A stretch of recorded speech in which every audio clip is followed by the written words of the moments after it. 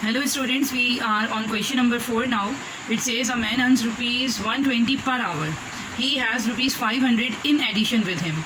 So we need to write a linear equation for this situation and tell how much will he get after 12 hours. So first part में we have to write a linear equation. So let's go and start solving the question. So here you can see that question number 4 says that a man earns a total of 120 per hour and then 500 is in addition with him. So let the earnings be y and number of hours be x. So according to situation given, y means total earnings will be 120 as he was earning per hour. So 120 times x, ताकि जितने भी hours वो काम करे वो हम यहाँ पर पुट करवाते जाएं, and plus the additional amount he was having that was 500. So equation will be 120x plus 500 and that is the first part जिसमें कह रहे थे कि लीनियर इक्वेशन बनाएं.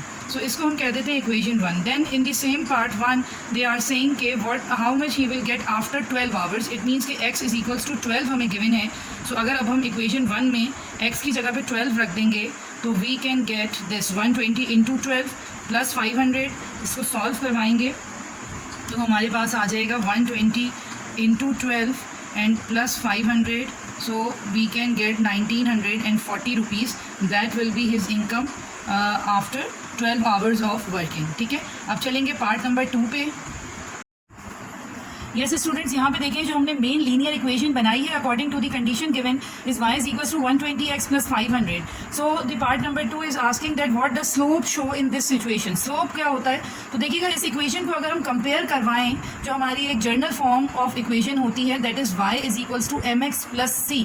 तो इसके अंदर ये जो m है दिस इज स्लोप एक्चुअली और c जो है दिस इज y इंटरसेप्ट. ठीक है, तो यहाँ पर देखें कि अगर हम इस इक्वेशन से हमारी लीनियर इक्वेशन को कंपेयर करवाएं सो कोफिशिएंट ऑफ x जो है वो स्लोप कहलाता है. तो ये पूछ रहे हैं कि what is this 120 stands for, what does it represents. तो इट इज़ रिप्रेजेंटिंग एक्चुअली यहाँ पे लिखेंगे कि slope represents earnings per hour. ये ऑलरेडी हमें क्वेश्चन में गिवन था कि 120 is the earnings of 1 hour. तो यही बात हम यहाँ पर लिख देंगे. लेकिन इसमें जो समझने की चीज़ है कि दे आर आस्किंग, क्वेश्चन में ये नहीं कह रहा है कि 120 क्या रिप्रेजेंट कर रहा है. क्वेश्चन में कह रहे हैं कि what the slope is in this situation, what the slope show. तो स्लोप की पहचान कैसे होगी कंपेयरिंग विद दिस इक्वेशन.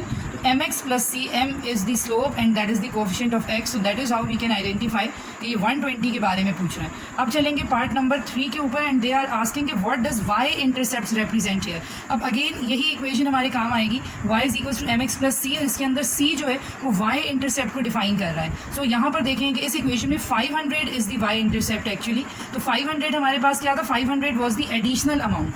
तो यहाँ पे मैं लिखूँगी इसका आंसर कि y intercept shows the additional amount जो उसके पास मौजूद था पहले से. ठीक है, तो ये आपको इक्वेशन आनी चाहिए y is equals to mx plus c. और ये भी बताओ कि what is m, what is c.